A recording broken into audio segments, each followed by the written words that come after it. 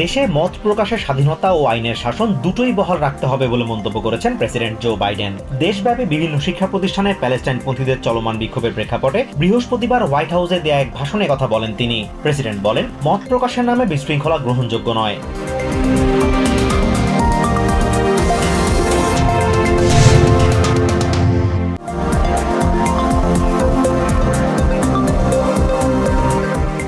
দেশের প্রায় 50টি ক্যাম্পাসে প্যালেস্টাইনপন্থী বিক্ষোভ থেকে হাজারেরও বেশি শিক্ষার্থীকে আটক করেছে আইন শৃঙ্খলা বাহিনী, এমন তথ্য দিয়েছে সিবিএস নিউজ। কয়েকটি শিক্ষা প্রতিষ্ঠানে পুলিশের অভিযান সত্ত্বেও বিক্ষোভের পরিধি ক্রমশ বাড়ছে। এদিকে গোয়েন্দারা বলছেন, ক্যাম্পাসগুলো বিক্ষোভে উত্তাল হওয়ার পেছনে রাশিয়ার ইন্ধন রয়েছে।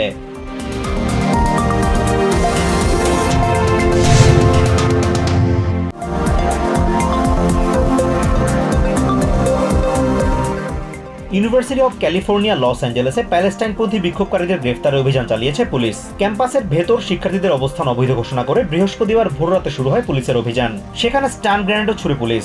শেষ খবর পাওয়া পর্যন্ত কয়েকশো বিক্ষোভকারীকে গ্রেফতারের খবর পাওয়া গেছে।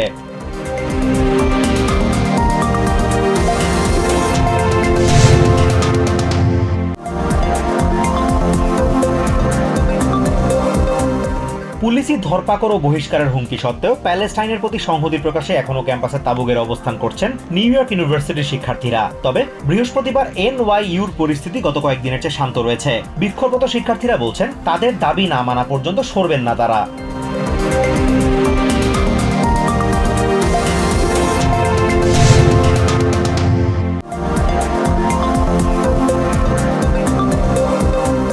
মানবাধিকার নিয়ে বাংলাদেশ সহ অন্যদের সবক না দিয়ে আজ নিজ দেশের দিকে নজর দিতে আমেরিকাকে পরামর্শ দিয়েছেন বাংলাদেশের প্রধানমন্ত্রী শেখ হাসিনা। বৃহস্পতিবার গণভবনে আয়োজিত এক সংবাদ সম্মেলনে একথা বলেন তিনি। এ সময় আমেরিকায় প্যালেস্টাইনপন্থী বিক্ষোভ দমনে বল প্রয়োগের সমালোচনা করেন শেখ হাসিনা।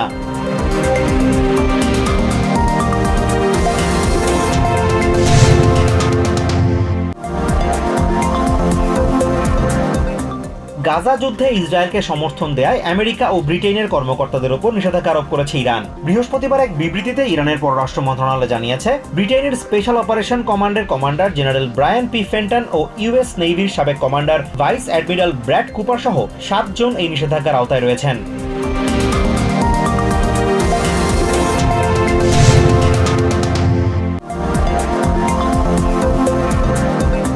হাসমানি মামলায় জারি করা গ্যাগ অর্ডার লঙ্ঘন এবং আদালত অবমাননার অভিযোগে সাবেক প্রেসিডেন্ট ডোনাল্ড ট্রাম্পকে আবারও জরিমানা করার আবেদন জানিয়েছেন প্রসিকিউটররা। প্রসিকিউটর ক্রিস্টোফার কনরয় আদালতে যুক্তি দেন যে আদালত প্রাঙ্গণে দাঁড়িয়ে মামলার অন্যতম সাক্ষী মাইকেল কোহেন সম্পর্কে ট্রাম্পের মন্তব্য সুষ্ঠু বিচারিক কার্যক্রমের জন্য ক্ষতিকারক।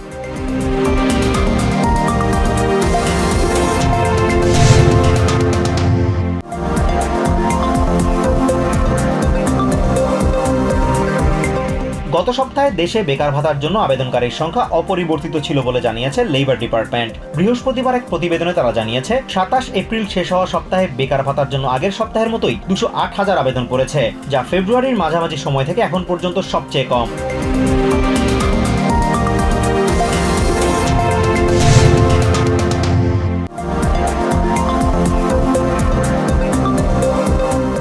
মিশিগান ও টেক্সাসে বন্দুক সহিংসতায় শিশুসহ 10 জন গুলিবিদ্ধ হয়েছে। ডিট্রয়েটের একটি পার্কে 2 শিশুসহ 4 জন গুলিবিদ্ধ হয়। তবে শিশু দুটি আশঙ্কামুক্ত বলে জানিয়েছে পুলিশ।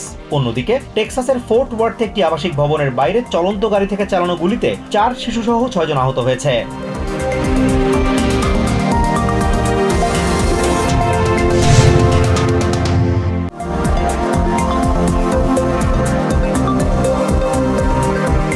তৃতীয় টি-20তে বাংলাদেশকে 7 উইকেটে হারিয়ে সিরিজ জয় নিশ্চিত করেছে ভারতের নারী ক্রিকেট দল। বৃহস্পতিবার সিলেট আন্তর্জাতিক ক্রিকেট স্টেডিয়ামে টস হেরে ব্যাটিংয়ে নেমে 117 রান করে বাংলাদেশ। জবাবে 9 বল বাকি রেখেই জিতে যায় ভারত। এর মধ্য দিয়ে 5 ম্যাচের সিরিজের 3-0 ব্যবধানে এগিয়ে রয়েছে তারা।